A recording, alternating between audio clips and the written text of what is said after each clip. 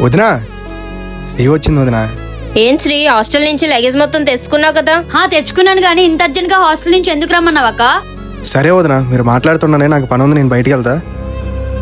చెప్పక్క, అసలు దేనికి రమ్మన్నావు? ఎందుకే అలా అరుస్తున్నావు? చెప్తానుండు. హరితో నీ పెళ్లి కోసం మాట్లాడదామనే రమ్మన్నా. ఏంటక్క, నీకేమైనా పిచ్చా? వాడితో నాకు పెళ్ళేంటి?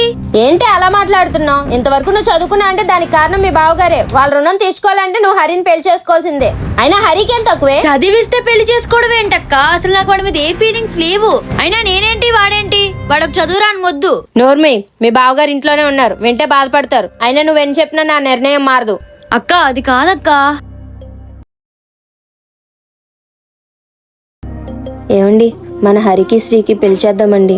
వాళ్ళకి పెళ్ళండి, వాళ్ళకి ఇష్టం ఉండాలి కదా. మన శ్రీకి ఇష్టమేనండి. ఒకసారి హరిని అడిగి చూడండి. ఒరే హరి, చెప్పనియా? ఏం లేదురా, మీ వదిన నీకు స్త్రీకి పెళ్లి చేద్దాం అనుకుంటుంది. నీకు ఇష్టమా లేదా అని అడుగుదామని. నేను దాన్ని పెళ్లి చేసుకోవడం ఏంటి వదినా? శ్రీ నేను ఎప్పుడు ఆ ఉద్దేశంతో చూడలేదు. అది కాదు హరి. వాడికి ఇష్టం లేదన్నాడు కదా, వదిలే.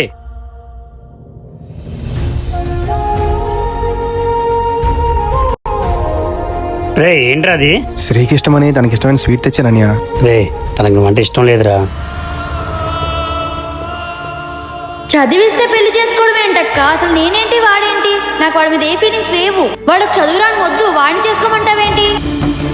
రే, అమ్మాయికి ఇష్టం లేకుండా పెళ్లి చేసుకుంటే తనతో జీవితం అంతా నరకంలా ఉంటుందిరా. అర్థం చేసుకుంటాం అనుకుంటున్నాను.